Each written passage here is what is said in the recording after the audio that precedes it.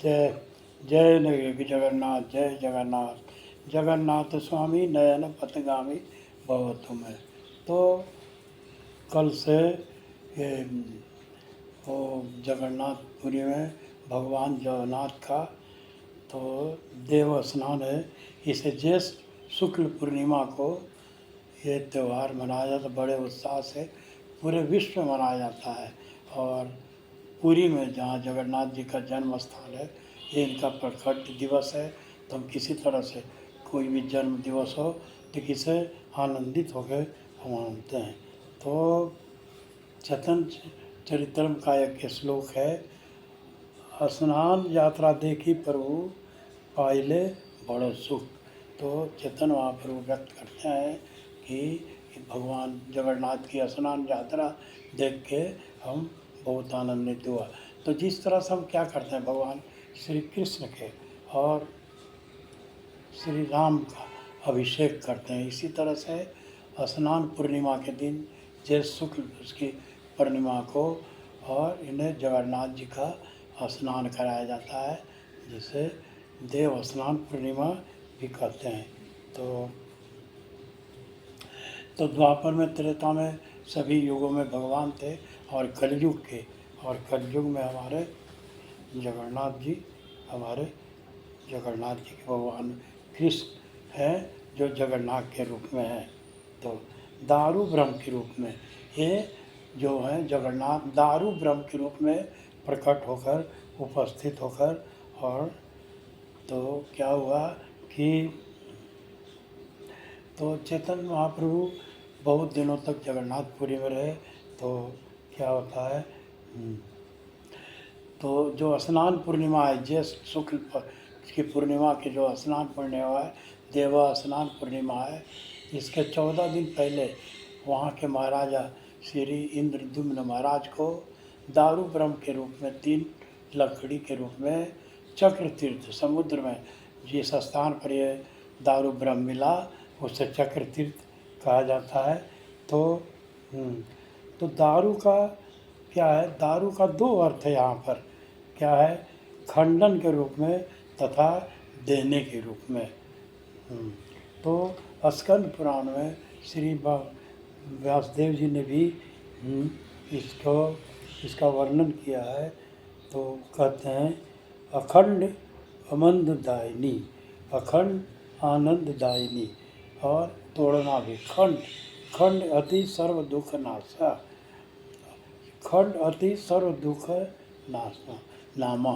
तो जो कहीं पर खंडित हो जाता है कोई चीज़ को, किसी की मर्यादा को, किसी की बात का हम खंडन करते हैं, तो उसे किस तरह से दुख होता है। लेकिन यहाँ पर जो खंड का अर्थ है दारू का है, जो व्यासदेव जी के अनुसार वो क्या है, ये बहुत सर्व दुख का नाश करके और सुख देता, अनंत सुख दायिनी है। तो जहाँ पर ये तो खंडन की बात है, जहाँ जोड़ने की बात होती है वह दारू ब्रह्म है। तो जो जोड़ता है, जो प्रदान करता है, इंदु महाराज को क्या हुआ, वो जो 3 लकड़ी के टुकड़े मिले, इसे लेकर अपने महल में गए, और उन्हें चरा तो कई कारीगरों को बनाया गया, लेकिन बहुतों ने चेष्टा की जगन्नाथपुरी के बहुत से। तो एक बार विश्वकर्मा जी वृद्ध ब्राह्मण के रूप में स्वयं प्रकट हुए, और उन्होंने कहा कि इस दारू ब्रह्म के विषय में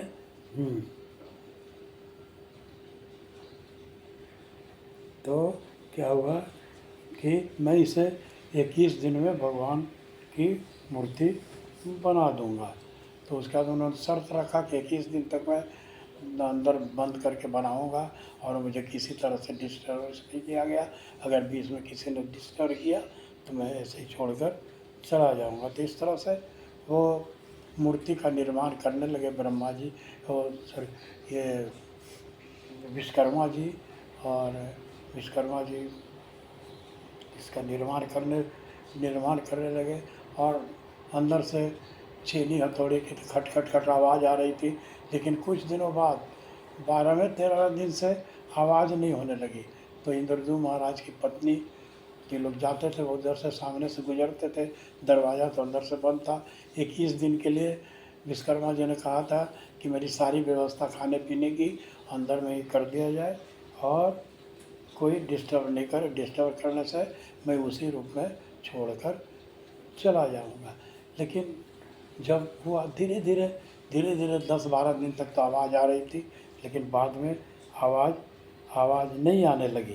तो इससे उनकी बहुत अधीर हो गई इंद्रद्युम्न महाराज की पत्नी, और उन्होंने बोला, महाराज से कहा कि नहीं नहीं, ज़रूर कुछ अनहोनी हो गई इसे। वो बात नहीं माने, बोले अरे वो ब्राह्मण ने कहा है कि 21 दिन तक मुझे डिस्टर्ब नहीं किया जाए। लेकिन फिर उनको जब इनकी अधूरता देखकर, व्याकुलता देखकर उसे दरवाज़ा को खोल दिया गया। तो दरवाज़ा के सामने जो इंद्रद्युम्न महाराज गए तो उन्होंने भगवान की छवि देखकर बहुत आनंदित हुए। लेकिन जब पास में गए तो उन्हें बहुत दुख हुआ। वो दुखी हो कर, ये भगवान की कौन सी छवि है, मैंने बहुत बड़ा पाप कर दिया, मैंने उस शिल्पकार की बात नहीं मानी और बीच में डिस्टर्ब कर दिया, और इस तरह से अर्ध निर्मित मूर्ति न जिसकी पलकें खुली हुई है, हाथ है न पाँव है, ये हमने क्या कर दिया। और इस तरह सब सोच करके वे आत्महत्या करने की बात सोचने लगे। तो आकाशवाणी हुआ, और आकाशवाणी में ये हुआ, स्पष्ट हुआ कि अरे तुम दुखी मत करो, मैं इसी रूप में कलयुग में इसी रूप में दर्शन देना चाहता था, तुम्हारी मनोकामना पूर्ण हुई। और तो मैं इसी रूप में द्वापर में नारद जी को भी दर्शन दिया था, नारद को भी मैं इसी रूप में दर्शन दिया था। तो नारद को जो दर्शन दिया था द्वापर में, उसकी भी एक कहानी है। जब भगवान कृष्ण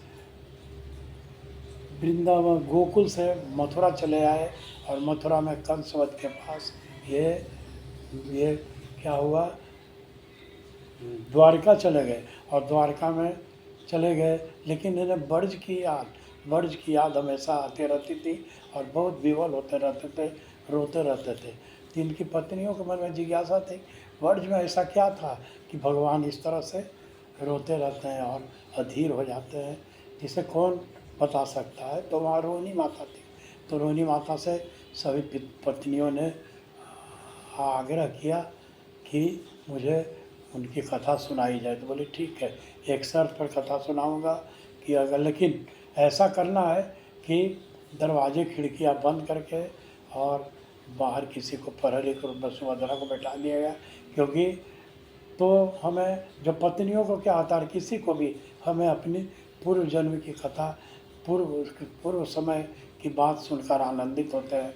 तो इन्होंने, तो रोहिणी माता ने कहा कि अगर बलराम और कृष्ण वहाँ की बातों को, ब्रज की बात, लीलाओं के बारे में याद करेगा तो उसे और वो दुख होगा, इसलिए उसे नहीं दुखना है। तो सुभद्रा को दरवाजे पर बैठा दिया गया। और उसके बाद इसी कुछ देर बाद बलराम कृष्ण आए वहाँ पर, और देखा कि चारों तरफ सन्नाटा, कोई मेरे स्वागत के लिए